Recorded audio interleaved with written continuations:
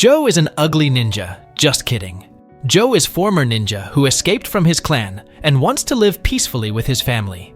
But his son and wife are victimized, so he awakens his overpowers ninja skill to avenge them. The story starts with a man who is anxiously riding a train. He gets off and runs like mad, but a group of people who know his secret catch up with him. They fill the area with smoke, and the man fights back with incredible skill, taking on several foes at once.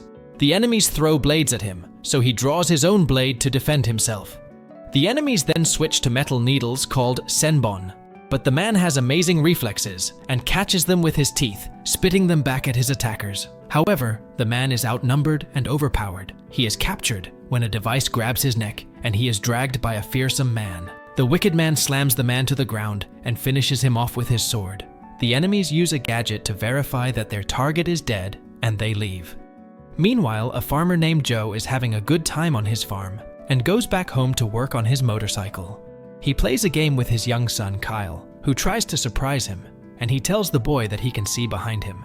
Joe's wife, Sarah, comes in and is shocked by how dirty Joe's face is. Kyle says that his mask is like the ones that the Oni wear, but they are evil people. Joe cautions him that the Oni might mistake him for one of them, but Kyle is confident that his dad will protect him if they ever show up.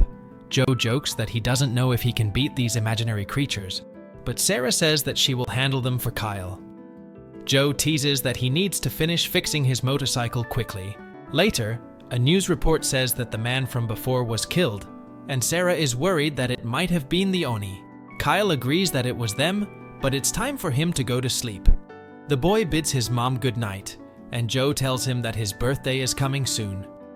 With Kyle sound asleep, Joe carefully checks the security cameras around his house.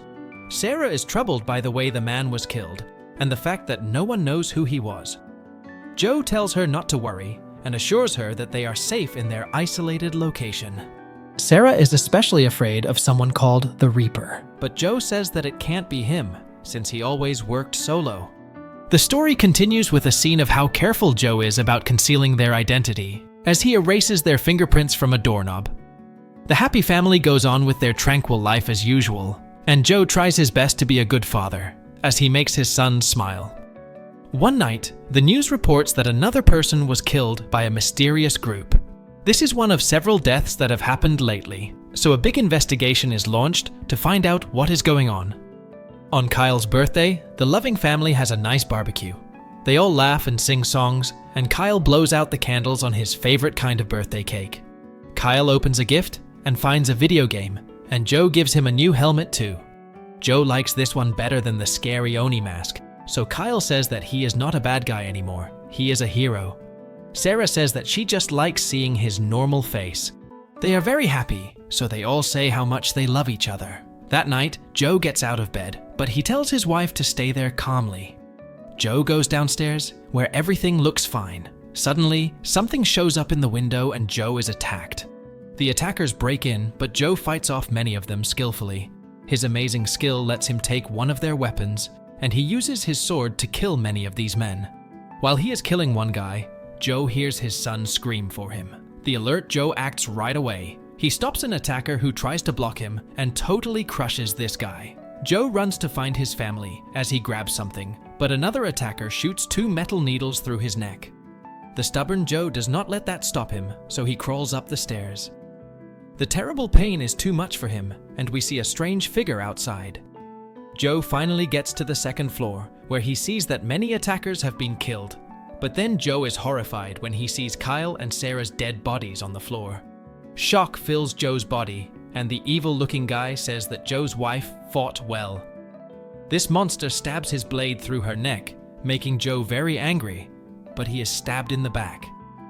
Joe pulls the attacker as he tries to get to his family, but his body is too hurt to keep going. The attackers see that someone must have called the police as they hear sirens in the distance. The story goes on with a scene of how the leader checks that Joe is dead, and they leave just before the police get there. The police get to the scene and are shocked to see the slaughtered family. Sometime later, Joe, who seemed to be dead, wakes up. His first thoughts are of his dead family, and he throws up from the intense emotion in his body. The next time Joe wakes up, he is in a hospital, and the nurse quickly calls for a doctor. Joe only says his wife's name, and he faints again. Joe finally wakes up, and a doctor tells him that he came back to life after the coroner had already said they were dead. Joe doesn't care, and just wants to know about his wife and son. Sadly, he is told that they are gone. Outside, we see that two people have come to see him. They are Mike and Emma, and they are from the FBI. They need help with their investigation, so they ask him some questions about who the attackers might have been. Joe doesn't say anything, but Mike can see that he is very angry. This is probably the worst time to be asking him questions, so Mike just gives him his card. Mike tells Emma that it's just a guess, but he thinks that Joe knows who the attackers are. He decides that they will watch him in turns, and Emma is first. As she watches Joe on the roof, Joe remembers a moment ago when he was taken to say goodbye to his family. The nurse saw that he couldn't move Joe anymore, and it was because Joe stopped the wheelchair. Joe was furious and couldn't stand to get any closer to his dead family's bodies. Back on the roof, memories of his wife and son fill his mind, and Joe starts to snarl in anger. His anger gets to its peak, and he reaches for his wrist again. This time, he pulls out a metal needle. Joe stabs himself with it, and it does something weird to his body. Then, Joe is attacked by some assassins. He is still very angry, so he goes crazy and kills many of the attackers. Joe shows amazing strength and skill as he somehow takes over the fight. But that's not all, as Joe does some kind of magic and turns his body into black smoke. This move is very powerful, as it lets him kill many assassins in one moment. The story follows with a scene of how Emma has no idea what's happening, but Joe doesn't explain anything and knocks her out. The furious Joe then keeps on attacking and rips apart many more attackers. There are a lot of them, and Joe oddly shoots a sword at the elevator. We then see why he did that, as he uses a pole to protect himself and pushes all the other assassins into the elevator. Even though Joe is greatly outnumbered, it is obvious that the assassins are stuck with him and not the other way around. Joe stands over all their bodies as he gets to another floor, and he scares any other enemies. Mike wonders why Emma is not answering his call and is stunned when he sees many bodies. Joe is done nearby, and he meets the assassin leader. Memories come back to Joe's mind, so he attacks the leader with rage. This leader is clearly different from the others, as he fights well and even manages to put a device around Joe's neck. Joe quickly gets free, but the fight is still even. Joe finally uses his shadow skill again, and it lets him hit a powerful attack. Joe quickly does more hits, and the fight is over soon. Joe wants to know how they found him and his family, and how they knew it was him. The leader says with a sneer that Joe can change his look as much as he wants, but he will never get away from his destiny. Joe then surprises this guy and takes off his disguise. Joe doesn't say anything from here and just kills the leader. Joe then goes to see his family. He can barely stand to look, and he falls to his knees. Later, Joe goes back home and makes a hole in a wall. He takes out a box he had hidden, and we see that it has some things, including a mask. Joe looks at a picture that fills his mind with memories of his family again. We see his family home one last time before Joe sets it on fire. Joe watches as his once happy and calm life burns away, and he puts on the mask. The fire destroys every memory, but we see that Joe is still angry. The story continues with an explanation of a clan that has a secret technique, but the members of the clan are not allowed to share it with anyone else, no matter what. They serve the country of Japan. At one point, terrorist attacks become more severe and shake the world. Because of that, they leave Japan's jurisdiction and move to a stronger authority. They claim that this is for the sake of Japan's future. Anyone who opposes this decision will be eliminated. Then the scene shifts to show a man who finds his wife dead, but his son named Heigen is still alive, and it turns out that this is a dream of our MC, a widower who wants revenge. He is seen holding an ugly, disgusting ninja captive, who he had previously defeated. He is hung upside down on a rope. But suddenly, the widower faints. There is someone who calls the widower by the name Heigen. The weird old man asks why he doesn't use his disguise mode. The widower says that they managed to break through their masking system. The old man is surprised because he always meets him in a battered state. He asks if Heigen uses the secret technique, real consciousness. He advises Heigen not to use that technique again because it will take his life. The old man is shocked when he sees the wound on Heigen's back. He should have died from that wound. He thinks that it is either luck or maybe someone wants him to stay alive. The weird old man is a doctor. He says that even though Huygen is overpowering, healing still takes 5 to 6 days. After that, Huygen intends to hunt them all down by himself. Sometime later, the unfortunate widower wakes up alone without anyone accompanying him. He looks impatient to avenge himself. As he opened his bag, he remembered the business card that the FBI agent gave him at the hospital. Then Huygen went out and taught a lesson to the ugly, disgusting ninja. The ninja said that it was nothing to him. He was so strong, he didn't know if he was human or alien. Huygen kept beating him until morning, but the ugly ninja was still alive and laughed, saying that at that time, Huygen's wife was full of anger and hatred until the end of her life. Besides being ugly, this ninja was really a psychopath. Unable to bear the words of the ugly ninja, Huygen sent him to hell by using a lighter and burning the floor below him. The poor widower was consumed by revenge, and instantly the fire blazed and turned him into ashes. Meanwhile, at the FBI office, Mike was angry because he was kicked out of the investigation on the case that Joe experienced. The boss said that they couldn't do anything because they didn't know who the perpetrator was, and this was an order from their superiors. They were ordered to stop investigating the case, or they would be fired. Mike said that Emma had seen the incident when Joe was attacked by a group of assassins, but the senior told Mike to check again with Emma. Strangely, the red-haired girl also didn't want to continue the case, because they all seemed to be trying very hard to cover it all up, and there must be a mystery why they were trying to cover it up. So Emma chose to be relaxed. She then showed that Joe, Sarah, and Kyle, who had died, were aliases. Those names were not their real names, just like the previous victims. Mike, the black-bearded man, was confused by what was happening, and from here we know that Huygen is Joe's real name. Meanwhile, Huygen, who was packing, noticed a jewelry given by a woman. He then hurried to ride his old motorcycle to hunt down the perpetrators who killed his family. He searched everywhere, but he seemed to find no clues. He was annoyed until he rested at a bar. There, he saw the police acting like thugs. The fat cop then ordered Huygen to show his driver's license because he suspected that Huygen's motorcycle was stolen. Huygen ignored the fat cop, which made him angry, but with just one attack, the fat cop fell down with pleasure. The skinny cop then tried to defend his useless fat friend, but without touching him, Huygen could make the skinny cop fly. The old guard looked happy but sad because his bar was a mess. Feeling desperate, Huygen decided to contact Mike.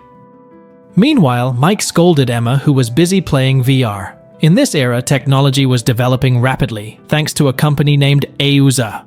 Mike then got a phone call from an unknown person who was definitely Huygen. Mike was shocked and immediately ordered Emma to track Huygen's location. Mike asked who Joe really was, because Joe Logan was a fake name. Suddenly, the poor widower smashed his phone, cutting off the signal. But Huygen called back and said this was Mike's last chance. Mike asked what he had to do. Huygen wanted them to meet somewhere, and Mike would choose the location. Mike then invited Huygen to meet at a Chinese restaurant. Meanwhile, Emma failed to track Huygen's location. The widower was very clever. After that, Huygen went to the place. On the way, we saw an advertisement for a technology company named Euza. They made all kinds of technology, from cradles to graves. Huygen went to the rooftop and observed the situation there. Meanwhile, Mike had been waiting for Huygen at the Chinese restaurant with its very talkative owner. Huygen then entered and quickly approached Mike's seat. Mike thought Huygen had died falling from the roof. As proof, Mike asked to see Huygen's face, but Huygen only showed Mike's business card. Mike was not satisfied with that. Huygen walked to the door until Mike stopped him. Then, Huygen seriously asked about a clue to the incident that befell his family. Mike would give it to him if Huygen was willing to cooperate. Huygen agreed, but Mike foolishly confidently pointed a gun at Huygen because he didn't want to work with him. Mike forced Huygen to tell the incident on the hospital roof at that time. But suddenly, an Euza Eats courier came to pick up the order. Mike continued his question, but another Euza Eats courier came again. Mike then approached Huygen to hold him, but someone came in. Mike thought he was an Euza Eats courier and told him to leave. Unexpectedly, the man quickly attacked them.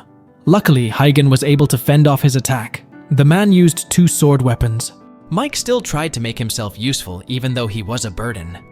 Huygen unleashed his shadow technique that took the form of the god Ashura. Huygen fought the ninja like Zoro in Ashura mode. But the ninja apparently brought a friend, but they were just dust for our widower, until they both were knocked down and went to hell. Mike was surprised to see Huygen's ability, then asked again who he really was. He answered Peking Duck. What the heck? Mike asked where the real Joe was, then Huygen showed his Joe mask. Huygen admitted that he was a ninja, just like the ones who attacked him. Mike, the noob, was shocked and half scared to hear that. He seemed to pee in his pants. And suddenly they were showered with bullets from outside the cafe by mysterious people. In a matter of seconds, Huygen had disappeared and he was on the rooftop. Mike was amazed to see the ninja's weapon that managed to injure his armor. He thought that their technology couldn't possibly make that weapon. Then Mike and Huygen looked at the Auza ad in front of them. Does this have anything to do with Auza? Meanwhile, somewhere, someone named Zai reported that Huygen was still alive. Meanwhile, in the middle of nowhere, a crowd of people were seen dreaming of heaven so intensely that their blood splattered onto a 10th-rate Statue of Liberty knockoff. A useless bald man was seen terrified, pleading to God to stop the devil. But God didn't grant his prayer. A pair of giant hands attacked them until their car crashed and exploded. There was an ugly, disgusting man licking a cell phone-flavored ice cream. He said the woman in the photo was quite a catch. He then went to the ninja headquarters that looked more like a haunted house. The ugly man felt his job was very boring if he had to deal with those minions seriously. He spoke to a man in front of him named Master Yamaji. Yamaji informed him that a sword is a weapon without instinct. But according to this ugly dwarf, his way of picking up was outdated. Adhering to oaths or codes of ethics was not their style. He wondered if Yamaji was still smitten with that woman. For Yamaji, outcasts are no longer considered ninjas, but enemies to prevent the secret ninja techniques from being exposed. They all had to be eliminated. Higan was one of the elite ninjas with many fighting techniques in Japanese history. He was the most ferocious ninja among the ninjas. Although they had killed him before, he came back. According to them, Huygen used a forbidden technique that could only be used by senior ninjas. To find out, they had to be able to send him to hell, and they were preparing it. There was another way, according to the dwarf, that could make Huygen beg for mercy and then kick his butt. He remembered someone who could be relied on, the Angel of Death. Meanwhile, in a warehouse, a man in a white mask told Zai, the Angel of Death, that Zai had sent many of his former colleagues to hell. The ninja organization is now very corrupt. The only reason Zai is still hunting rogue ninjas is because he fears the organization. After all, they are just ninjas fighting to maintain their dignity. And that's why Zai failed to send Huygen to hell. Huygen has proven that ninjas with ancient beliefs will not lose to people like Zai. The rogue ninjas will not be afraid after knowing this. He will tell Zai, who taught him to use the sword. The man in the white mask then attacked Zai while reciting a poem. The swooping bird attack was so powerful. But Zai still held on and asked why he didn't avoid his secret technique again. Suddenly, he realized that Zai's sword was in his body. He surrendered and will wait for Zai in hell. Meanwhile, Master Yamaji has forbidden Zai to fight Huygen and does not intend to make them fight. At the FBI headquarters, Mike was angry because the case of the attack at the old man's shop had been closed. The FBI concluded that the shop was used for money laundering. This blonde man tried to calm Mike's emotions and told him to accept the decision. Then the senior FBI called Mike for a chat, telling him to stay focused on the task without interfering in the case. He suggested that Mike better think about retiring peacefully while fishing and enjoying whiskey. But Mike doesn't like fishing and prefers sack. This made the senior intend to send him good whiskey products and a fishing rod. With a suspicious face, Mike asked if the fishing rod was made by Auza. The senior then left without answering Mike's question. He gave an envelope containing a retirement letter for Mike. Meanwhile, somewhere, Huygen, who was making a sword, was reminded of his late wife and child whom he loved. His hands were shaking, then he took a breath as if he was about to do something serious. Not long after, Mike arrived there and was angry because Huygen had called him to a place that was as unclear as your future. Inside the warehouse, they discussed the weapon at the crime scene, made from a special alloy that only Auza had. The ninja who attacked them seemed to have a connection with Auza. Mike felt that Auza was a dangerous company because it made the FBI silent. Mike washed his hands, even though he almost died in the previous incident. Huygen felt it was nothing because they had sent his family to heaven. He would avenge them. Mike told him that he intended to arrest Huygen after Huygen had successfully avenged his revenge. He then burned his resignation letter because he was determined to protect the citizens from the criminals. Besides, he also didn't like fishing. For years of working, Mike had never dealt with strange ninjas. Huygen then gave Mike a drink as a sign that their alliance had been formed. Mike didn't expect this, but he had to repay those jerks. After drinking, Mike was surprised because it was not sake, but an energy drink. This poor widower indeed has a strange taste. When they were talking about Auza, suddenly the door opened and it turned out to be a Peking duck brought by Mike. In the evening, Mike was chatting with Emma, who was late to arrive there. It seems like Mike needs to teach Emma the definition of being late, but Emma didn't want to discuss it further because she had already gone to the trouble of coming here with her cool car. Mike wondered why Emma brought this trash. Suddenly, Emma pointed out that Mike's car was more fitting to be called trash.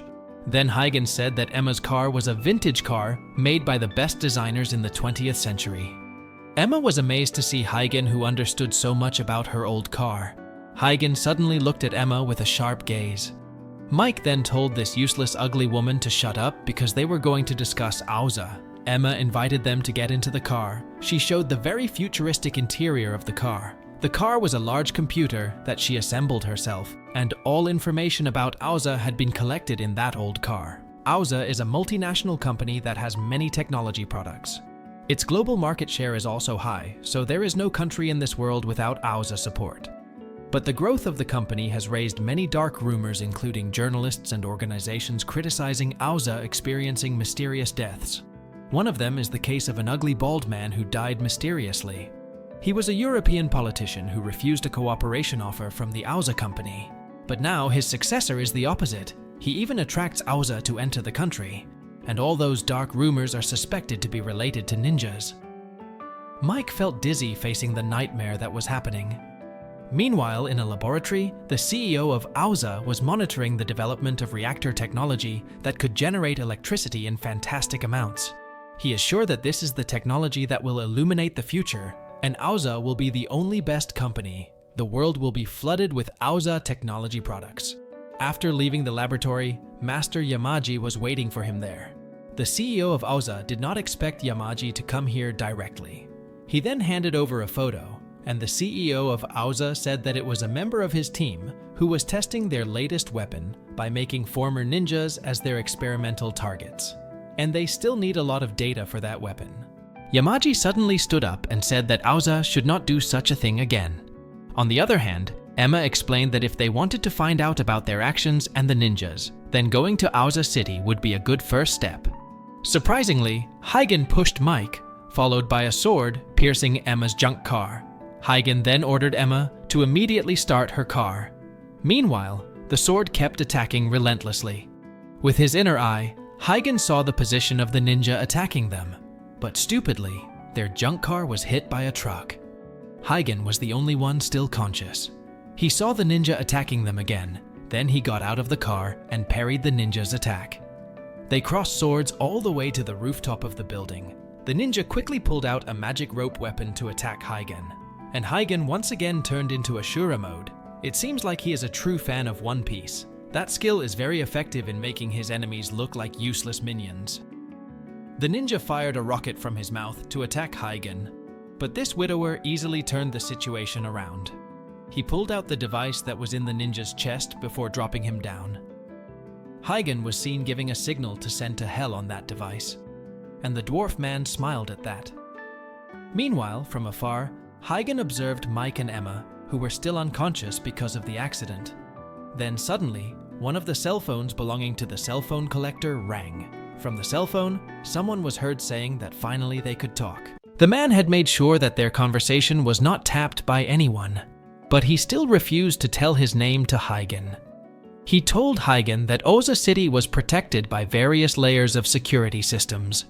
Huygen would not succeed in breaking in if he was alone, and he intended to help Huygen. Huygen obviously did not trust this mysterious man. The man then said, "Learning from others but not letting others learn from you, that is the true essence of ninja cunning." Huygen was shocked to hear that. The man said that he was like Huygen, a ninja who was exiled. He invited Huygen to meet him somewhere. Meanwhile, Mike, who had just regained consciousness, saw the scribbled picture of his daughter. He remembered that his wife had called him, but he ignored her, and when he finally picked up the phone, he got the news that his daughter had died. His wife was so disappointed with Mike, who was too focused on his work and neglected his family. Even if you guys are useless, please love your family. As he was daydreaming, Mike was startled to see Huygen, who suddenly appeared in front of the door like a ghost. Huygen told Mike that there was a mysterious man who offered him help. Mike was doubtful about that, but Huygen believed that he was a ninja who was exiled just like him. According to Emma, the mysterious man was right because the security system in Auza City was very tight like women's tights. Mike asked what if it was a trap. With a casual tone, Huygen answered that he would kill the mysterious man. But the problem was that they could not enter Auza City because Mike had been marked by the FBI. Emma suggested to give up, even though this useless girl was the one who proposed to go to the headquarters in that city. Mike was sure there must be a way to sneak into there. Emma then gave her latest discovery from the dark web community that had been observing Auza's movements. And she found the location of the admin of the community who claimed to be a former researcher there. Mike intended to go there alone because it was far away, but Emma did not want to let Mike take all the credit alone because if they succeeded, they could get the latest data of Auza that could be sold for millions of dollars. This useless gold digger was so excited when she heard about money. Huygen then left and told them to be careful. But before Huygen left, Mike asked if his late wife knew his true identity. But it turned out that Huygen's wife was also a ninja, and they had both violated the ninja code of ethics. Ninja must always release their emotions even to their comrades. But Huygen chose family, unlike this ugly guy who ignored his family. Meanwhile, at the Auza headquarters, the Auza CEO was meeting with the ninjas. He said that he was different from the ninjas. He only needed data, not fighting.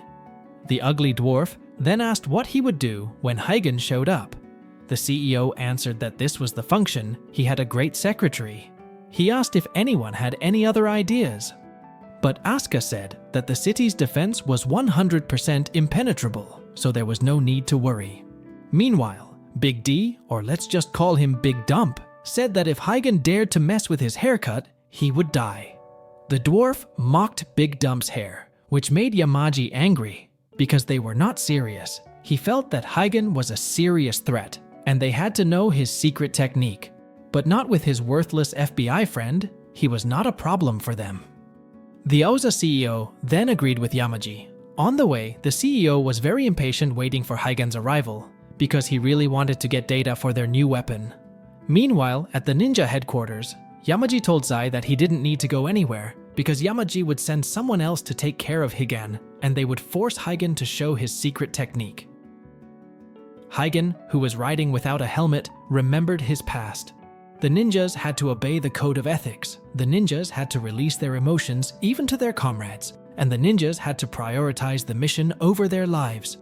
Huygen, along with Zai and Mari, received their names and a secret technique that they could only keep for themselves. The leader was confident that the three of them could lead their village to a bright future because they were the three legendary ninjas light version. And the man next to the leader was Yamaji. They were very happy to get their names because it meant that their existence had been recognized. But Huygen reminded them to keep their secret techniques. Then they drank from a cup together as proof that they had been together and they would risk their lives for their mission. After that, they did missions like ninjas, moving and killing enemies quickly. But Mari was careless when she saw a woman with a child. The woman suddenly shot her.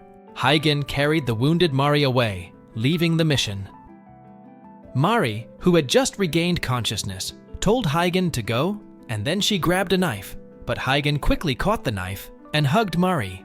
The John Wick beta version did not want to leave Mari alone, even if he had to break the ninja code of ethics. He said that since they first met, Huygen had broken the rules. Then Huygen and Mari slept together, but they were caught red-handed by Zai, and that past was what made Zai hate Huygen. Meanwhile, Mike and Emma were on their way to the dark web community admin named Jason Cardenas. On the other hand, Huygen was communicating with the mysterious man. The man said that Auza City had a security system consisting of sensors throughout the inspection area. Anyone who did not have permission was forbidden to enter, otherwise they would shoot. And from the top, there was also an electromagnetic shield that made it impossible to enter from above. So the only way was to enter through the underground to the sensor control room. He had to be able to pass the security cameras, laser traps, and mercenaries guarding there. As much as possible, he had to avoid fighting for the mission to succeed. Then, the man would turn off the electricity to open the electromagnetic barrier for 5 seconds, because if it was more than that, the alarm would sound. So he only had a chance for 5 seconds. After nightfall, the mysterious man guided Huygen through the phone. Huygen ran and sneaked into the tightly guarded underground facility. He jumped around easily like a cockroach, but his sweat dripped and set off the alarm. The soldiers quickly shot at Huygen like cockroach hunters. Of course, Huygen easily defeated them. The mysterious man immediately turned off the electricity to open the barrier. But when he was about to pass the electromagnetic barrier, Zai suddenly blocked Huygen, and they looked at each other like old friends. Huygen says Mori is dead and asks if Yamaji ordered the hit so he knows who to get revenge on. Zai is tight-lipped, but tells Huygen there's no hiding place for him, and he'll eventually be killed for not betraying the ninja organization. Mike arrives at the address of the former Auza researcher he's looking for. The place is a total dump, and there's no way someone who worked at a company like Auza would live there. Mike starts to doubt if the guy ever worked at Auza, but Emma tells him the guy wasn't well respected as a researcher and didn't contribute much to Auza's development. However, if he's hiding in a crappy place like this, he must know something important. Mike is still skeptical, but since Emma thinks it's a good idea, he goes inside and finds the guy. Emma also tells Mike that the FBI is probably watching him because they're curious about this case. So to avoid being tracked, Mike is told not to contact Emma unless it's an emergency. Mike enters the abandoned gaming arena and finds a guy passed out drunk at a table. Mike sits down next to the guy, and when he wakes up, Mike tells him he knows his name is Jason Cardenas. Back in Auza City, they realized there was a system error that caused the barrier to open for 5 seconds. But seeing Huygen run out as soon as the barrier opened, they think it was planned. They still don't know why the system malfunctioned, but it's possible Huygen had inside help in Auza City. Dwarf Ninja doesn't care about that, he just wants to beat Huygen. Yamaji says it's better to stick to the original plan because recklessly attacking Huygen is too dangerous. Dwarf Ninja has another plan. Let Huygen enter the city without hindrance. They have a lot of troops, so it doesn't matter what secret techniques Huygen has if he can be swarmed before he can use them. However, one of them disagrees because the damage caused would tarnish Auza's reputation. But the CEO is excited to see an all-out brawl, so he says he'll take responsibility for the damage. The CEO suggests they direct Huygen to the test room. Meanwhile, Huygen is hiding in a tunnel when he gets word from a mysterious man that the executives are letting him enter the city without hindrance. They're doing this because they want to trap Huygen and then surround him with some of their best ninjas. He warns him not to be fooled, or he'll be slaughtered. The mysterious man tells Huygen that he should leave at 7 p.m. because there is a parade in the city that will serve as a diversion for their fight. Meanwhile, at Jason's place, he asks Mike if he intends to blackmail him by threatening to report him to Auza. But Mike has no such intention. He just needs his help to conduct an investigation. So if Jason tells him what he knows, Mike will let him go and pretend they never met.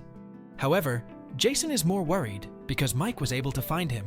Because if Mike can find information about this place, it's only a matter of time before Auza can find him too. Mike looks around the room and sees an old-school game console in the middle of the room, but he's not interested in the console, but rather what's underneath it. Mike asks Jason to move the console so he can see what's there. In Auza City, the festival has just started, and Huygen is on his way to enter Auza City. He is being watched by all the bigwigs of the organization who have already seen his arrival. As he enters the sewers, he is immediately attacked by a squad of ninjas. Meanwhile, Mike enters Jason's secret room, where he has set up a secret server room to hack. He sits down in his chair and grumbles about how he can bring down Auza.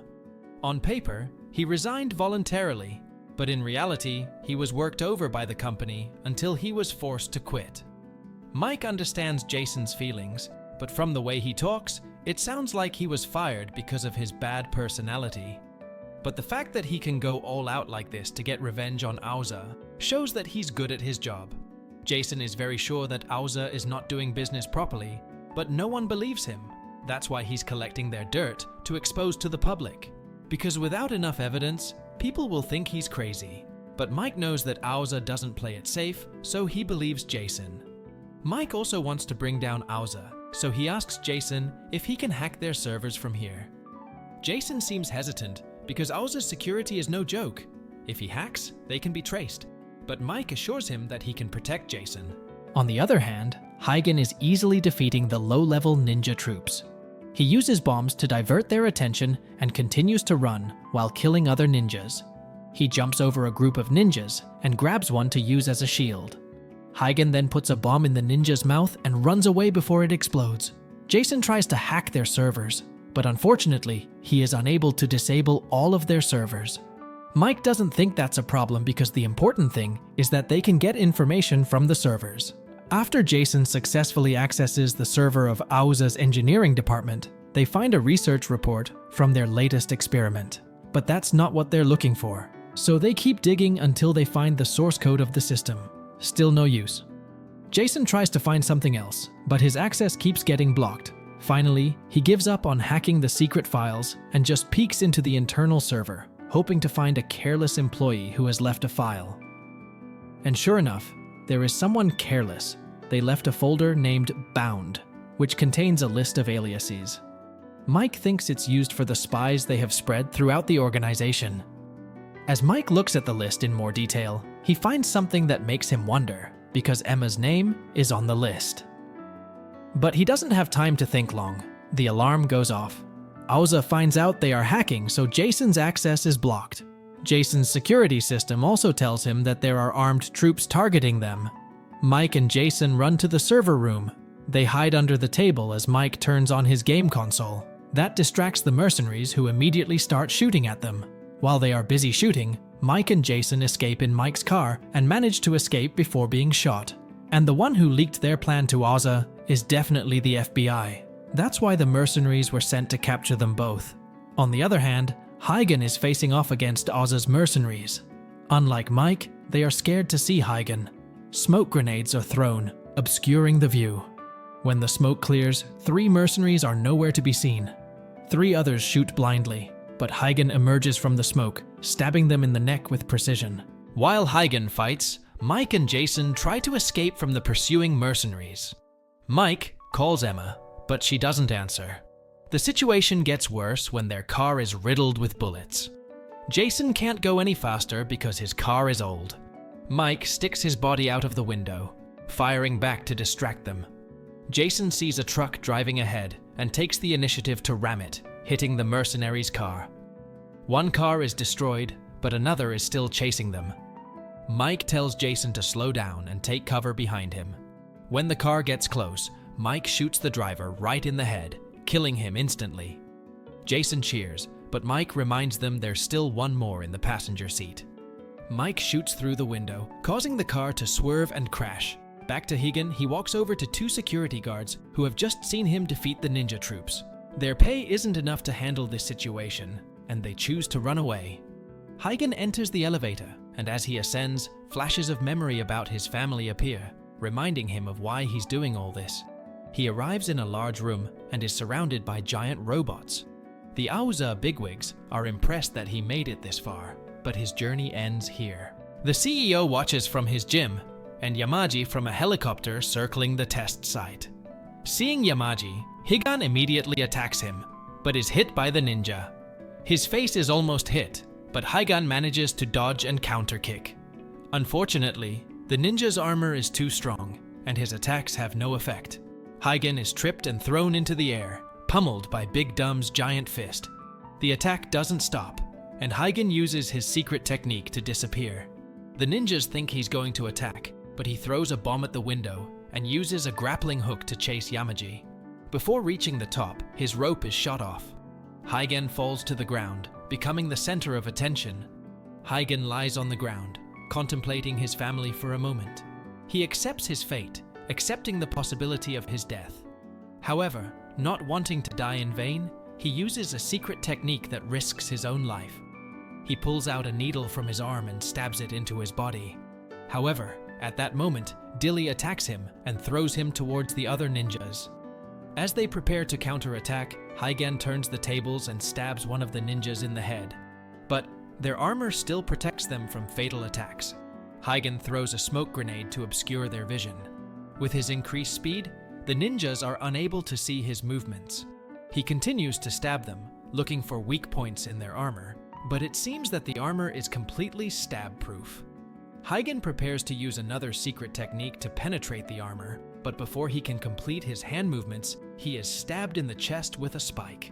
His condition worsens. He is beaten and kicked by the dwarf and thrown like a ball until he is almost immobile. Just when all seems lost, Zai appears and approaches Hagen, who is still trying to fight back despite being helpless. He can only throw weak punches. Zai grabs Hagen by the hair and declares that it is time to finish it all. He draws his sword and raises it high, ready to behead Hagen. Hagen is resigned and does not want to fight anymore.